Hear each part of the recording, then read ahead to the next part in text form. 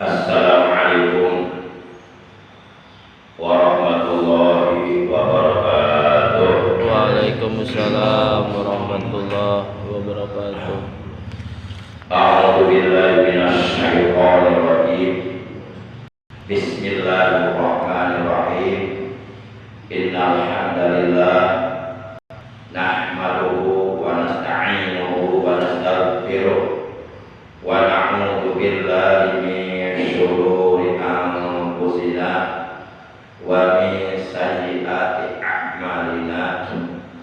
May yahdihillahu fala mudilla lahu wa may yudlilhu fala hadiya lahu. Asyhadu an la ilaha illallah wahdahu la syarika lahu wa asyhadu anna sayyidana Muhammadan abduhu wa rasuluh la nabiyya ba'da.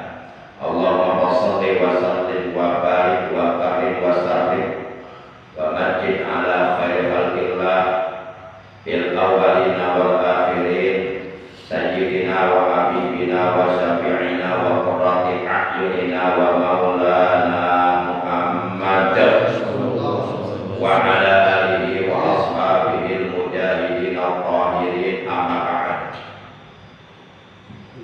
Qala ta'ala a'udzu billahi minasy syaithanir rajim. Bismillahirrahmanirrahim. Wattaqullaha la'allakum tuflihun. Wa qala nabiyyuna sayyiduna Muhammadun sallallahu alaihi wasallam usikum bi taqwallah wa sam'i wa ta'ah. Sadaqallahu maulana al-azimul karim wa sadaqa rasulun nabiyyul habibul karim wa nahnu ala dzalika minasyahidin wa syakirin walhamdulillahi rabbil alamin.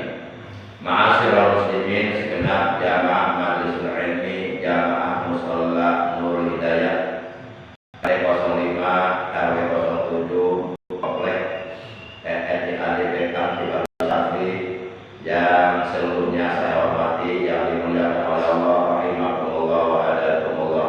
Segala puji bagi Allah, sholawat dan salam semoga tetap dilimpahkan selalu atas kekasihnya Allah paduka alam dan mulia baginda tercinta, ibutan kita, panutan kita, Nabi Agung, Nabi besar Muhammad sallallahu alaihi wasallam beserta seluruh keluarga beliau, para sahabat beliau dan seluruh pengikut beliau yang tetap setia kepada beliau, tetap cinta kepada beliau dan selalu berusaha membuktikan kesetiaannya, kecintaannya kepada beliau dengan cara menjalankan segala perintah beliau dan dengan menjauhi segala larangan beliau, mengamalkan sunnah-sunnah beliau.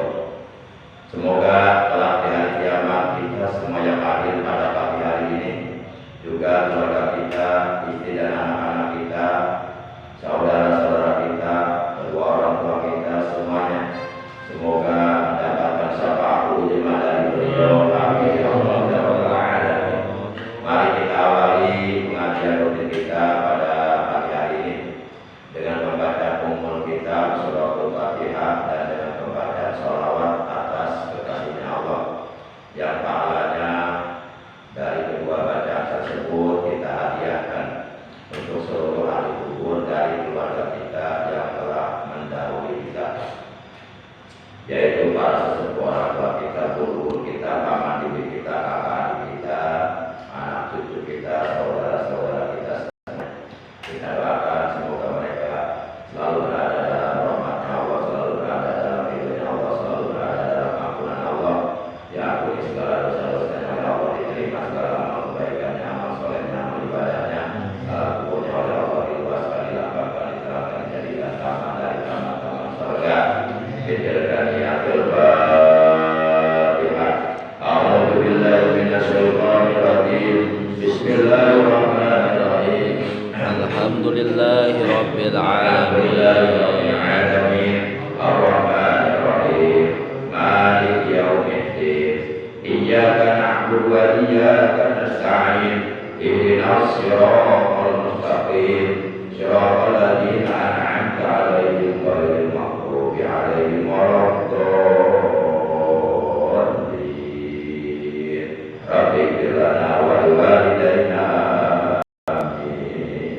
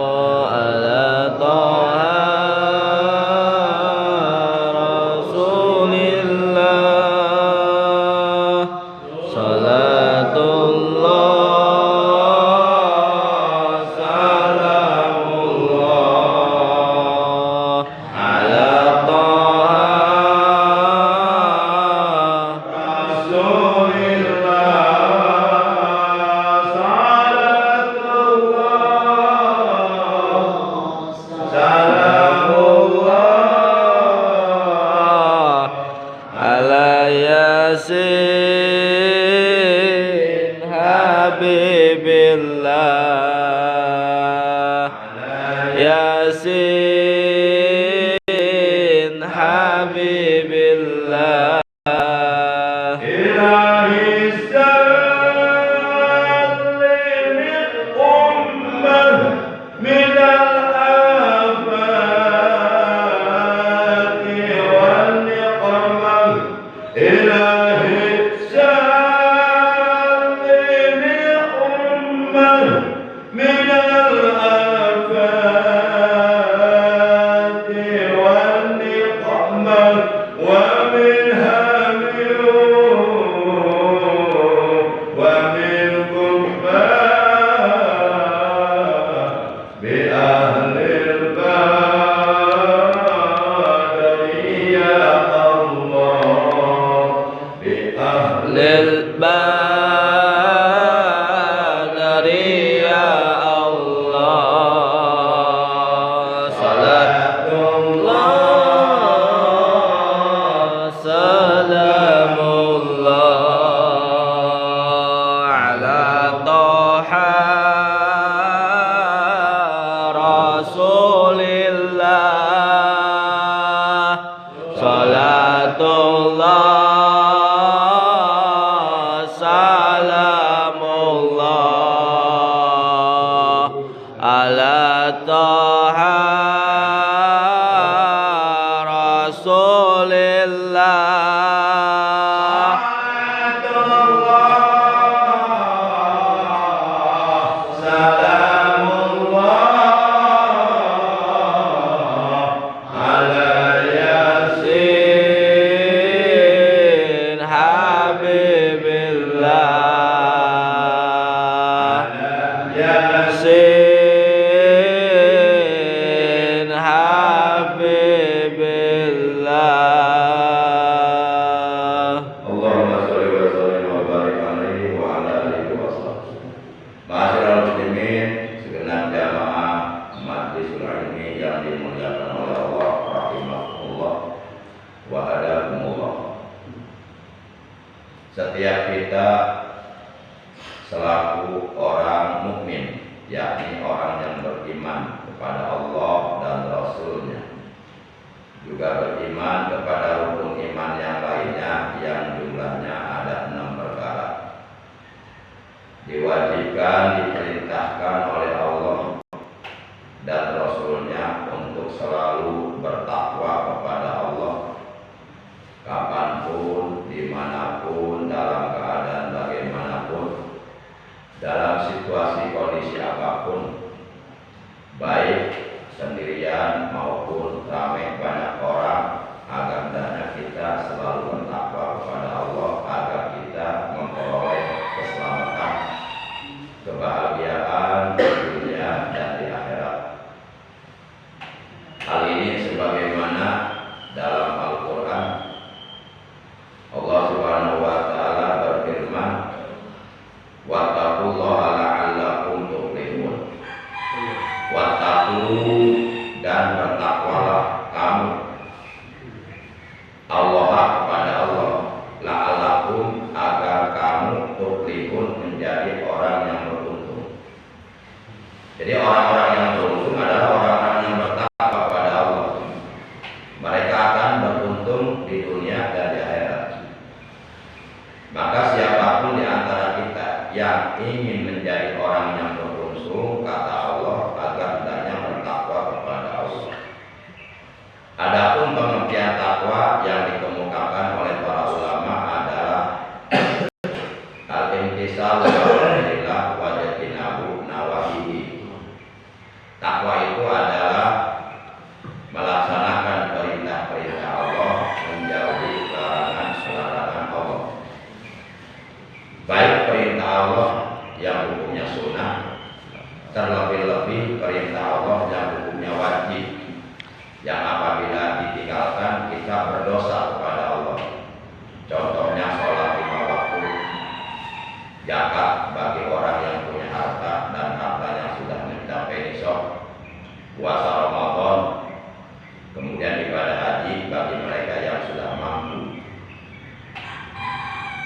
Para jamaah yang dimuliakan oleh Allah Subhanahu wa Ta'ala, di dalam kitab Hidayatul Adhiya ila Thariqil Auliya diterangkan takwa ilah madarukul sa'adah wa tiba'u ahwa'u syari abadilah.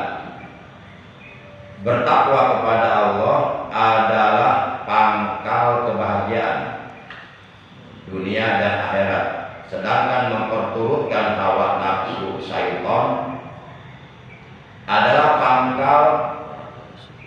pangkal keburukan, merupakan tipu daya syaitan. Maka oleh karena takwa kepada Allah adalah madarul sa'adah, pangkal segala kebahagiaan, kunci untuk membuka pintu kebahagiaan dunia dan akhirat. Dengan demikian siapapun yang ingin hidupnya bahagia dunia dan akhirat, maka hendaknya bertakwa. Dan orang yang bertakwa itu akan selalu berada dalam rahmatnya Allah, akan selalu berada dalam ampunan Allah, akan selalu berada dalam petunjuk Allah, akan selalu berada dalam lindungan Allah. Jadi Allah Subhanahu wa Ta'ala kasih sayangnya, rahmatnya akan selalu menyertai orang-orang yang bertakwa dan orang-orang yang selalu berbuat kebaikan. Sebagaimana Allah Subhanahu wa Ta'ala berfirman, Innallaha ma'al ladzina taqaw wal ladzina hum muhsinun. Sesungguhnya Allah selalu menyertai orang-orang yang bertakwa dan orang-orang yang muhsinun, orang-orang yang ihsan, orang-orang yang selalu gemar melakukan berbagai macam kebaikan.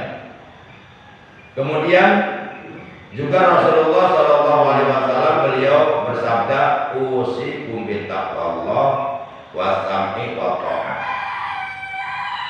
Usikum, aku berwasiat kepada kamu. Jadi ini wasiat Rasulullah kepada seluruh umatnya. Orang yang benar-benar cinta kepada Rasulullah, tentu ia akan melaksanakan apa yang telah diwasiatkan oleh Rasulullah sebagai bukti kecintaannya kepada Rasulullah. Dan siapapun yang benar-benar cinta kepada Rasulullah dan mampu membuktikan kecintaannya kepada Rasulullah, di antaranya dengan cara melaksanakan wasiat beliau, maka ia dijamin masuk surga. Beliau bersabda, man ahabbani kana ma'i fil jannah. Barang siapa yang benar-benar mencintaiku dan mampu membuktikan kecintaannya kepadaku dengan mentaati segala perintahku, dengan menjauhi segala laranganku, dengan mengamalkan dan menghidupkan sunnah-sunnahku, dengan melaksanakan perintah-perintahku, dengan melaksanakan wasiat-wasiatku, dengan berpegang teguh kepada Al-Quran dan Al-Hadis, dengan berpegang teguh kepada ijma, baik ijma sahabat maupun ijma para ulama, baik ijma para ulama salafus sholihin al-mutaqaddimin maupun ijma para ulama khalaf, dengan memperbanyak membaca sholawat kepadaku, dengan mencintai keluargaku, dengan mencintai anak cucuku, dengan mencintai zuriatku atau keturunanku. Maka kata beliau, man ahabbani, barang siapa yang benar-benar cinta kepadaku dan mampu membuktikan kecintaannya kepadaku dengan mengerjakan apa-apa yang barusan disampaikan, karena ma'i fil jannah, maka adalah ia nanti akan bersamaku berada di dalam surga. Ini jaminan Rasulullah. Rasulullah gak mungkin bohong. Tinggal kita mampu tidak membuktikan kecintaan kita kepada beliau. Para jamaah yang dimuliakan oleh Allah Subhanahu wa Ta'ala. Jadi beliau berwasiat, usikum bittaqwallah. Aku berwasiat kepadamu bittaqwallah, dengan bertakwa kepada Allah. Artinya aku berwasiat kepadamu agar hendaknya kamu bertakwa kepada Allah. Kalau kata orang barat, mereka mengatakan fear Allah Subhanahu wa Ta'ala wherever you are. Fear Allah Subhanahu wa Ta'ala wherever you are. bertakwalah kalian kepada Allah di mana saja kamu berada. Kalau kata Nabi dalam hadis, ittaqillaha haitsuma kunta. Hendaklah kalian bertakwa kepada Allah haitsuma kunta, di mana saja kamu berada. Para jamaah yang dimuliakan oleh Allah Subhanahu wa taala. Kemudian wasami wa ta'ah. Yang kedua, beliau juga berwasiat kepada seluruh umatnya yang cinta kepada beliau, yang ingin selamat dunia dan akhirat, yang ingin bahagia dunia dan akhirat, yang ingin bersama beliau nanti di dalam surga. Selanjutnya beliau berwasiat kepada seluruh umatnya wasami, agar hendaknya kita selalu mendengarkan. Mendengarkan apa? Mendengarkan nasihat-nasihat yang bersumber dari agama. Karena dalam hadis dikatakan ad-dinun nasihat, agama itu nasihat. Jadi agama itu nasihat. Nasihat dari siapa? Nasihat dari Allah. Karena yang menurunkan agama Islam adalah Allah. Jadi agama Islam ini ajaran Allah yang diturunkan oleh Allah kepada Nabi Muhammad melalui malaikat Jibril, melalui wahyu Allah yang Allah wahyukan kepada Nabi Muhammad yang disampaikan oleh malaikat Jibril. Itulah agama. Jadi agama itu nasihat. Kata beliau, wasami, dan hendaklah kalian selalu mendengarkan nasihat-nasihat agama. Karena sebenarnya pada dasarnya manusia yang hidup di alam dunia ini, setiap individu manusia yang hidup di alam dunia ini, terlepas dari apakah dia orang mukmin atau orang musyrik atau orang kafir atau orang munafik, sebenarnya pada dasarnya hati kecilnya cenderung kepada kebenaran. Sebenarnya pada dasarnya hati kecilnya cenderung kepada kebaikan. Artinya apa? Artinya ketika seseorang melakukan perbuatan dosa, itu hati kecilnya mengakui bahwa itu dosa sebenarnya. Tapi dia nggak mampu meninggalkan perbuatan dosa tersebut. Mungkin oleh karena dia sudah dikuasai oleh syaitan, atau mungkin oleh karena imannya lemah. Jadi ada beberapa faktor yang menyebabkan dia melakukan perbuatan dosa. Walaupun sebenarnya perbuatan dosa yang dilakukan, dia sadar ini salah sebenarnya, dan dia tahu sebenarnya. Maka oleh karena itu disinilah kita pentingnya, perlunya kita memperkuat iman, memperkokoh iman, memperbaharui iman, mengecas iman, jangan sampai imannya lemah. Ibarat HP, kalau nggak pernah dicas, step by step, kolilan, lama kelamaan, akhirnya baterainya itu lemah. Bahkan tidak menutup kemungkinan kalau nggak pernah dicas itu baterainya mati, HP-nya mati. Nah ketika HP-nya mati udah nggak berfungsi, walaupun HP-nya harganya mahal, nggak bisa difungsikan, nggak bisa dimanfaatkan, nggak bisa berguna, nggak bisa telepon, nggak bisa menerima telepon, nggak bisa WA, nggak bisa menerima WA, nggak bisa yang lainnya. Kenapa? Karena baterainya mati, nggak habis, nggak pernah dicas. Nah iman kita ini perlu dicas. Bagaimana cara mengecas iman? Cara mengecas iman kita supaya kuat, supaya kencang, supaya kokoh, yang paling efektif, yang paling efisien, tidak lain tidak bukan kata beliau adalah dengan memperbanyak zikir la ilaha illallah. Karena pada suatu hari beliau pernah memerintahkan kepada para seluruh sahabatnya, kata beliau, ya ashabi jadidu imanakum. Wahai para sahabatku, jadidu, perbaharuilah olehmu imanakum, iman kamu. Perbaharuilah imanmu, caslah imanmu, perkuatlah imanmu, perkokohlah imanmu. Coba kalau iman sudah benar-benar kuat, kokoh, walaupun dia harus lapar, dia siap menghadapi lapar daripada makan barang haram. Kalau iman sudah kuat, dia lebih baik mati kelaparan daripada perut kenyang penuh dengan makanan haram. Orang kalau imannya kuat. Tapi sebaliknya kalau orang imannya lemah, itu dia takut mati kelaparan. Akhirnya dia melakukan berbagai macam cara, menghalalkan segala macam cara yang penting bisa makan, bisa hidup. walaupun melanggar hukum-hukum Allah. Itu akibat imannya lemah, imannya tipis kulit bawah. Para jamaah yang dimuliakan oleh Allah Subhanahu wa taala. Jadi kata beliau, perbaharuilah iman. Kemudian para sahabat pun mereka bertanya kepada Rasulullah sallallahu alaihi wasallam, "Kaifa nujaddidu imanana ya Rasulullah?" Ya Rasulullah, bagaimanakah caranya kami memperbaharui iman kami? Beliau menjawab, bikasrati qauli la ilaha illallah. Kata beliau, caranya bikasrati qauli la ilaha illallah, dengan cara memperbanyak zikir la ilaha illallah. Dan tidak ada kalimat zikir yang paling afdol sealam dunia melainkan kalimat tauhid. Tidak ada kalimat zikir yang paling utama, yang paling istimewa, yang paling berharga, lebih berharga daripada dunia beserta seluruh isinya.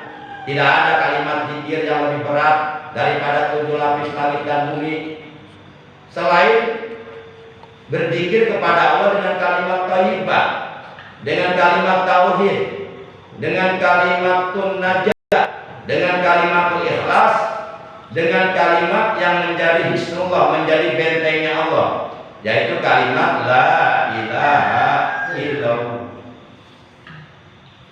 Rasulullah bersabda, afdhalul dzikri fa'lam annahu la ilaha illallah.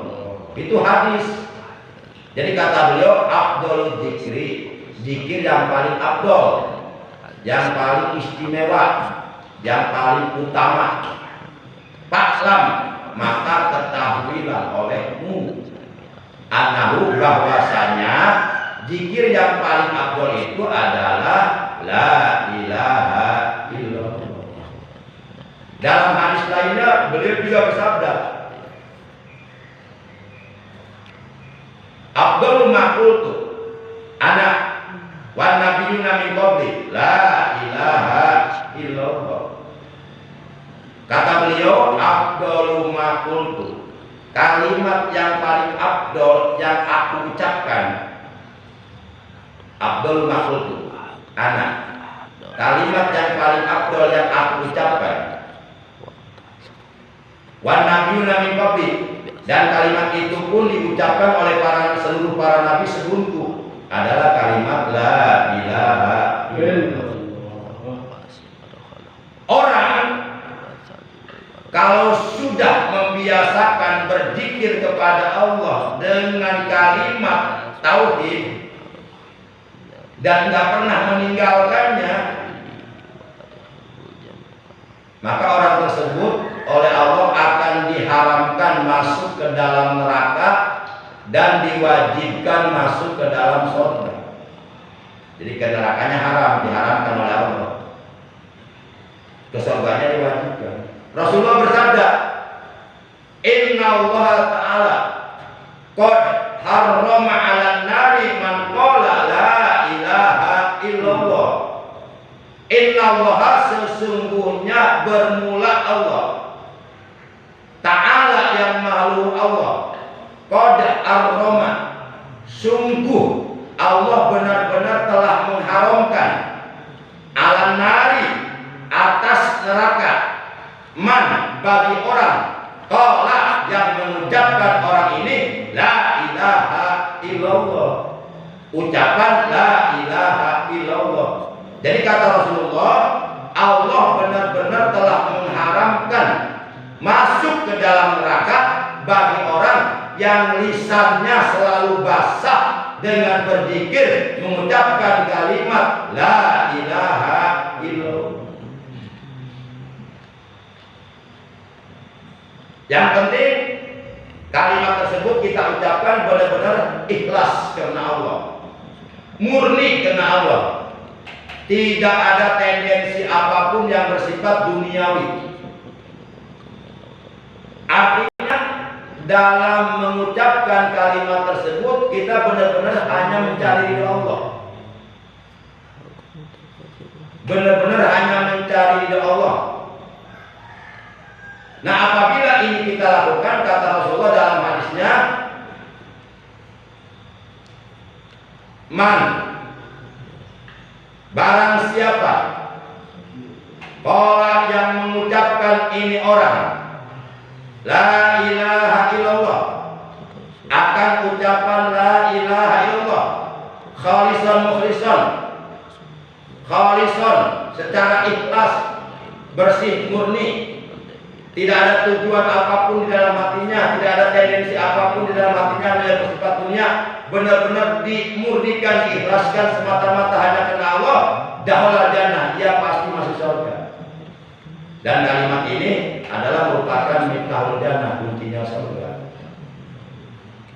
Bahkan kita sholat kalau kita di dalam sholat enggak mengucapkan kalimat la ilaha illallah, sholat yang kita lakukan sebanyak apapun enggak sah, enggak akan diterima. Itu mengucapkan la ilaha illallah di dalam sholat wajib, yaitu pada waktu kita melakukan tahiyat akhir. Asyhadu alla ilaha illallah. Ini wajib ucapkan. Wa asyhadu anna Muhammadar Rasulullah. Ini yang disebut tasyahud.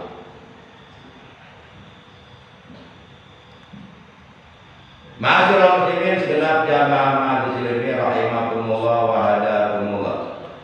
Bahkan dalam hadis qudsi riwayat Imam Ibnu Asakir dari Sayyidina Ali bin Abi Thalib karramallahu wajhah, ia berkata, qala Rasulullah sallallahu alaihi wasallam, telah bersabda Rasulullah sallallahu alaihi wasallam, kata beliau, inna Allah ta'ala qala, sesungguhnya Allah ta'ala telah berfirman. Berarti ini hadis qudsi itu firman Allah. Jadi hadis qudsi itu firman Allah yang dilafalkan, diucapkan oleh Rasulullah. Hadis qudsi itu firman Allah yang tidak termaktub dalam kitab suci Al-Quran. Jadi kata beliau, sesungguhnya Allah Subhanahu wa ta'ala telah berfirman, la ilaha illallah hisni, paman qolaha dakhala hisni, wa man dakhala hisni faqad umina min adabi. Ini hadis diriwayatkan oleh Imam Ibnu Asakir yang sanadnya dari Sayyidina Ali bin Abi Thalib karramallahu wajhah radhiyallahu ta'ala anhu. Jadi kata Allah, ini yang mengatakan Allah, bahwa kalimat la ilaha illallah, kata Allah, isni, itu adalah bentengku. Makanya kalimat la ilaha illallah ini bisa disebut kalimat isnullah. Pakai hak kecil, pakai short, pakai nun, pakai lafaz Allah, isnullah. Memang agak susah nyebutnya. Jadi hak itu langsung ke short, agak susah.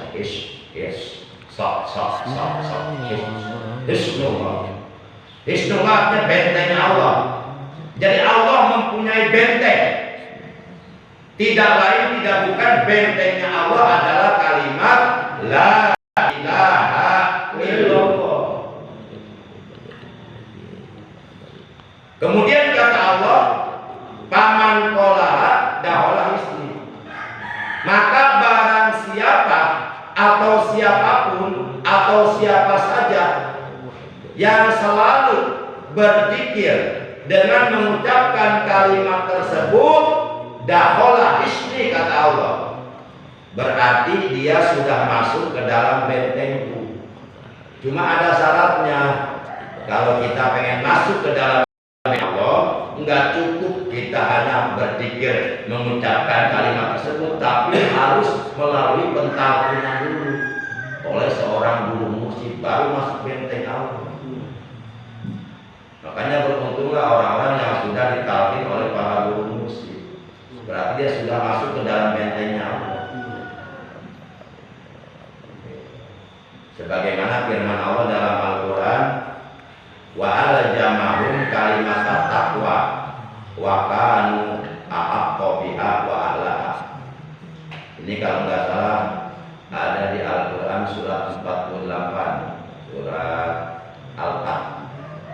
26 ayat 26. Kata Allah, wa alzamahum kalimat taqwa wa kanu ahaqqa biha wa ala. Ini firman Allah ayat Quran.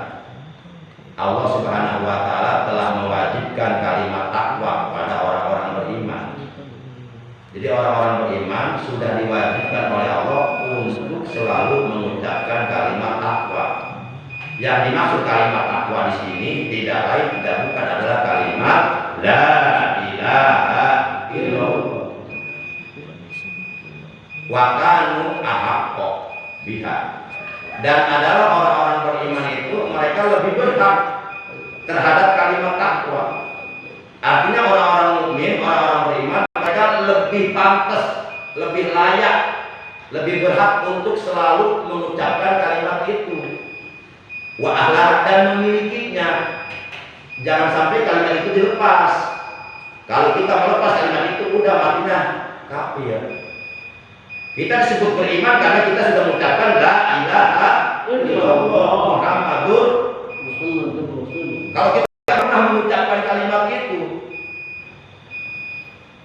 apalagi kita mengingkari kalimat itu, siapapun yang tidak pernah mengucapkan kalimat tersebut atau hatinya mengingkari, mendustakan kalimat tersebut, dia orang kafir kata Allah, bukan orang beriman.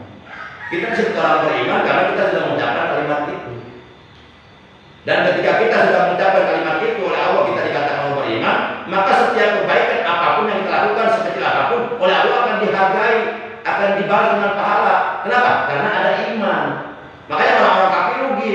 Orang-orang kafir melakukan kebaikan sehebat apapun, sebanyak apapun, nggak ada pahalanya. Karena mereka belum mengucapkan kalimat la ilaha illallah Muhammadur Rasulullah. Para jamaah yang dimuliakan oleh Allah Subhanahu wa taala. Jadi barang siapa yang selalu berzikir kepada Allah dengan mengucapkan la ilaha illallah, kata Allah dakhala hisni, maka berarti dia sudah masuk ke dalam bentengku. Udah orang itu berada dalam bentengnya Allah. Kalau orang sudah berada dalam bentengnya Allah, udah posisi aman. Posisi aman dari api neraka. Kata Allah, wa man dakhala hisni, dan barang siapa yang sudah masuk ke dalam bentengku, faqad umina min azabi, maka sungguh ia akan diamankan, akan diselamatkan oleh Allah dari azabku, kata Allah, dari api neraka. Kira-kira jelas gak nih? Hah? Bisa dipahami nggak? Saya ngomong apa tadi? Ya ngomong begitu lah.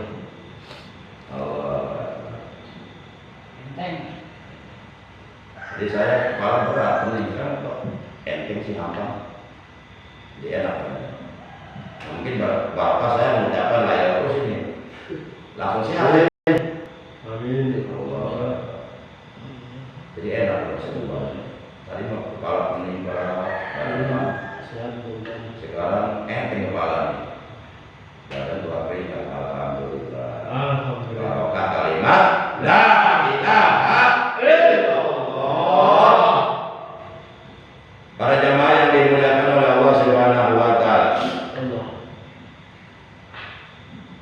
Itu yang kedua. Jadi yang pertama, Rasulullah berwasiat kepada umatnya agar umatnya selalu bertakwa kepada Allah, kapanpun, dimanapun, dalam keadaan bagaimanapun, dalam situasi kondisi apapun, baik sedang, sendirian, di tempat sepi, sunyi, nggak ada orang, maupun di tempat ramai banyak orang, tetap agendanya kita selalu komitmen konsisten untuk tetap bertakwa kepada Allah, menjalankan perintah-perintah Allah, menjauhi larangan-larangan Allah. Jadi takwanya jangan di musola doang, takwanya jangan di masjid doang. Kalau di masjid, di musola takwanya kelihatan banget. Ini pas keluar dari masjid ngambil segala orang, itu bukan takwa, itu takwa. Ya. Pas nyampe kantor, di kantor korupsi. Takwa itu dibawa kemanapun dibawa. Karena sebaik-baik bekal kata Allah bagi orang-orang yang beriman untuk meraih, menggapai keselamatan, kebahagiaan dunia dan akhirat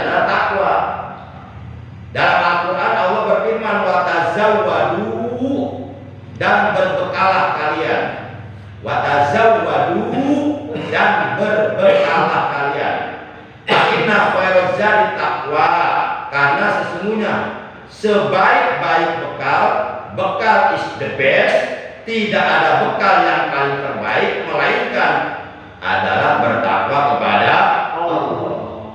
Akhirnya kata Allah, fattaquni, maka hendaklah kamu bertakwa kepadaku, ya ulil albab, hai orang-orang yang berakal. Di takwa ini diperintahkan oleh Allah kepada orang-orang yang berakal, akalnya sehat. Orang-orang yang tidak mau bertakwa kepada Allah berarti akalnya tidak sehat. Para jamaah yang dimuliakan oleh Allah Subhanahu wa taala. Yang kedua, kita diwasiatkan oleh Rasulullah untuk selalu menggunakan kedua telinga kita sebagai manifestasi rasa syukur kita kepada Allah, bahwa Allah telah memberi kita kedua telinga, sehingga dengan kedua telinga yang Allah ciptakan di badan kita bisa mendengar. Maka buktikan rasa syukur kita kepada Allah atas pemberian nikmat berupa telinga, sehingga kita bisa mendengar dengan cara menggunakan telinga itu untuk mendengarkan nasihat-nasihat agama, untuk mendengarkan lantunan-lantunan ayat Quran, untuk mendengarkan suara azan. Tidak ada suara yang paling termulia melainkan suara azan. Para jamaah, udah nggak boleh banget. Nanti saya kesel lagi. Nanti melayang ini.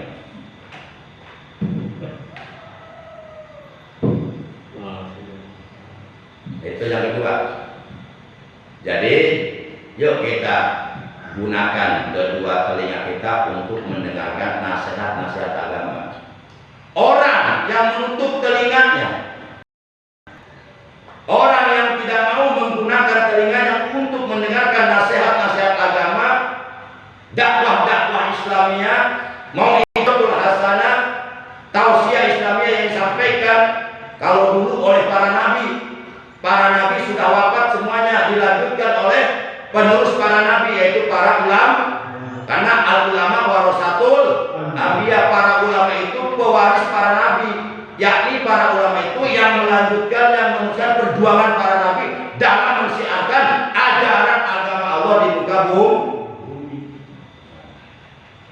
Nah, orang yang tidak mau mendengarkan nasihat yang disampaikan oleh mereka, berarti dia telah mengkufuri nikmat telinga. Padahal Allah memberi kita telinga itu, kata Allah, untuk digunakan yang baik-baik saja.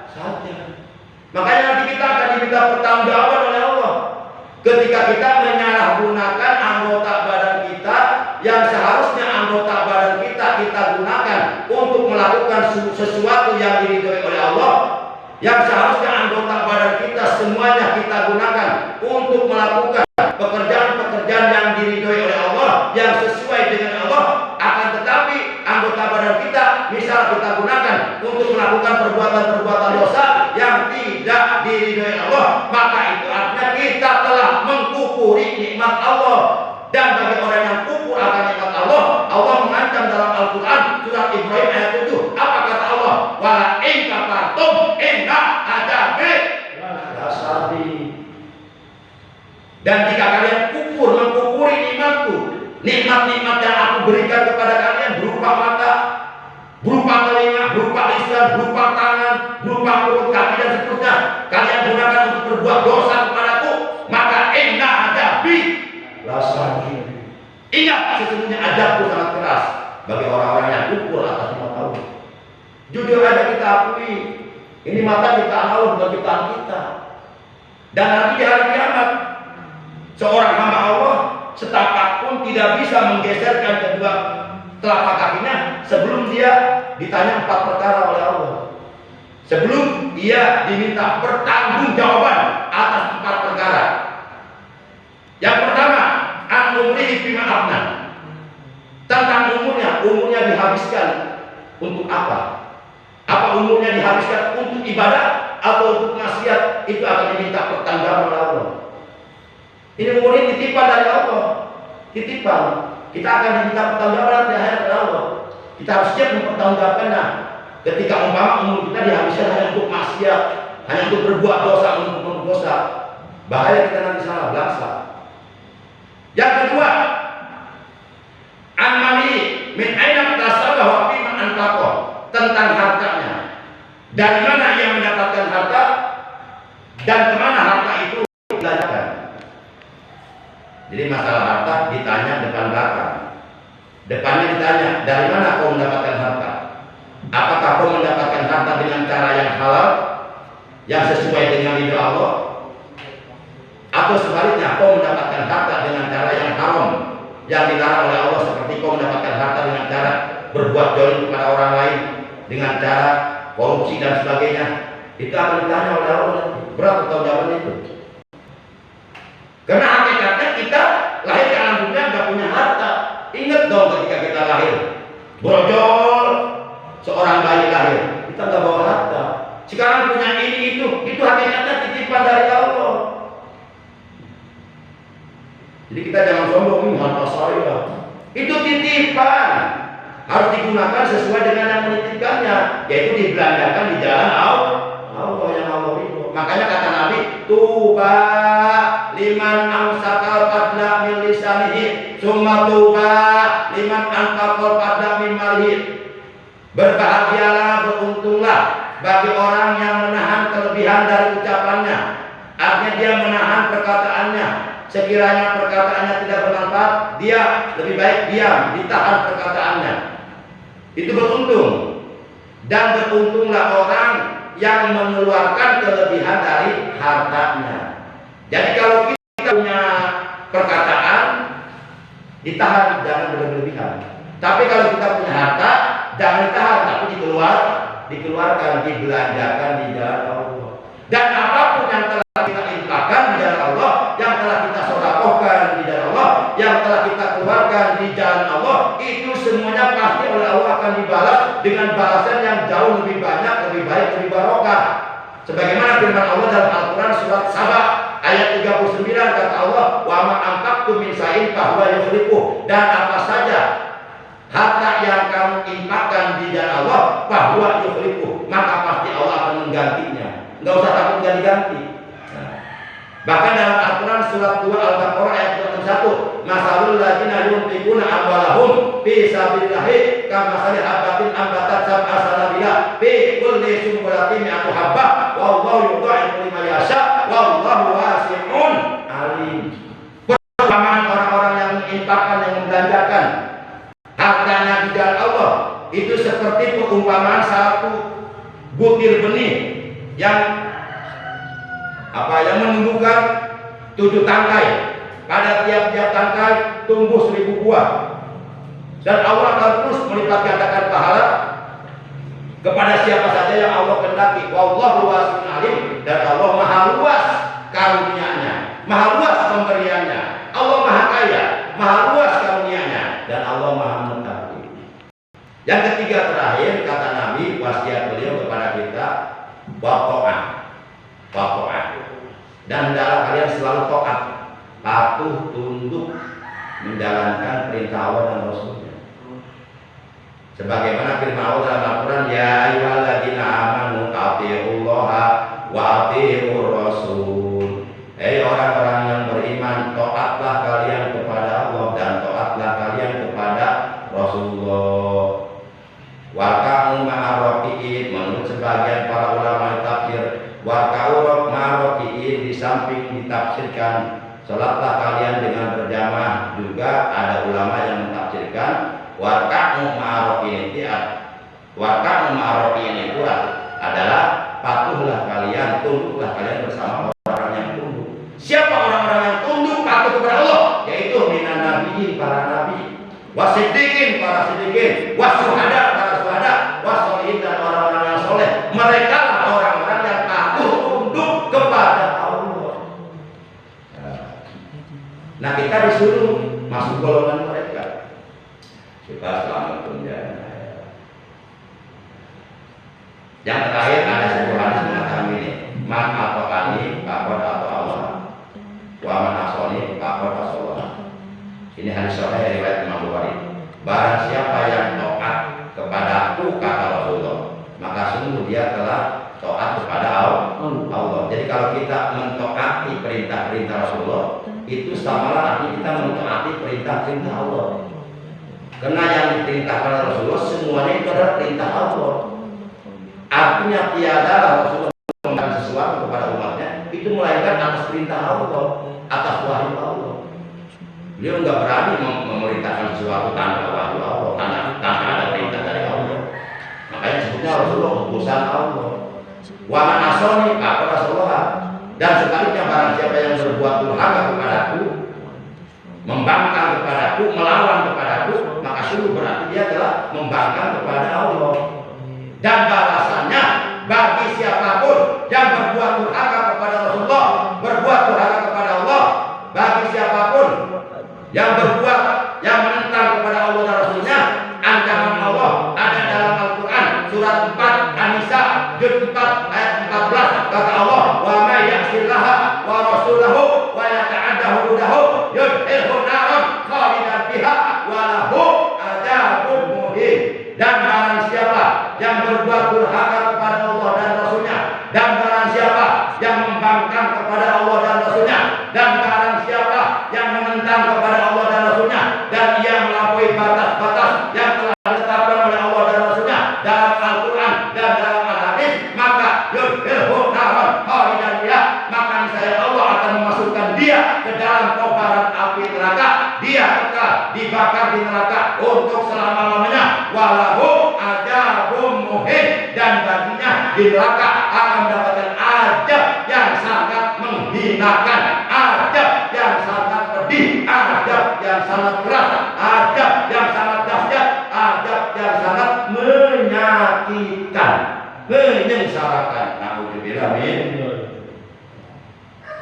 Dan jam 6 lewat 11 kurang lebihnya saya mohon maaf. Terima kasih. Dan ini saya mau ngasih sebuah doa. Ya, alangkah baiknya kalau doa ini oleh bapak-bapak dibaca setiap selesai sholat 5 waktu minimal 1 kali. Minimal 1 kali atau 2 kali atau 3 kali. Doanya mudah, gampang, nggak ribet, nggak panjang, pendek. Pasti bapak-bapak hafal, dengerin doanya. Allahumma rzuqna halawatal iman. Udah gitu doang. Hafal kan? Allahumma rzuqna halawatal iman. Coba kita baca bareng-bareng 5 kali. Allahumma rzuqna halawatal iman. Allahumma rzuqna halawatal iman. Allahumma rzuqna halawatal iman. Allahumma rzuqna halawatal iman. Allahumma rzuqna halawatal iman. Doa ini penting untuk selalu kita baca setiap selesai sholat waktu minimal 1 kali atau 2 kali atau 3 kali. Karena di dalam doa ini isinya kita mohon kepada Allah agar kita oleh Allah diberi halawatul iman, diberi rezeki berupa halawatul iman, diberi rezeki berupa manisnya iman, supaya iman kita itu benar-benar terasa manis oleh kita. Kalau kita sudah dikasih halawatul iman oleh Allah, sudah dikasih manisnya iman, itu nanti ibadah itu bukan malas, malah seneng, nggak mau berhenti, bahkan dibawa ngaji enteng, seneng, bahagia, terasa tenang, dibawa tahajud semangat. Itu tandanya orang itu sudah dikasih halawatul iman, manisnya iman. Ibarat kita makan madu, manis enggak? Seneng enggak? Coba makan tai ayam, ayo, seneng enggak? Nah itu. Sekali lagi coba kita baca. Allahumma rzuqna halawatal iman. Artinya, ya Allah, berilah kami rezeki berupa manisnya iman. Ya Allah, berilah kami rezeki berupa manisnya iman. Jadi minta rezeki sama Allah jangan berupa harta baik. Harta baik harta yang diminta, tapi manisnya iman tidak pernah diminta. Pada itu yang berharga itu manisnya iman. Demikian kurang lebihnya mohon maaf. Terima kasih atas kehadirannya, atas perhatiannya. Semoga apa yang saya sampaikan semuanya dari awal hingga akhir semuanya dalam menjadikan ilmu yang bermanfaat, ilmu yang barokah, ilmu yang serta hidayah, ilmu yang dapat menghantarkan kita untuk bisa menjadi hamba-hamba Allah yang terbaik di hadapan Allah Subhanahu wa Ta'ala. Akhirnya mari kita tutup pengajian kita pagi hari ini dengan ucapan hamdalah. Alhamdulillahirabbil alamin. Subhanakallahumma wa bihamdika asyhadu an la ilaha illa anta wahdaka la syarika laka astaghfiruka wa atubu ilaik.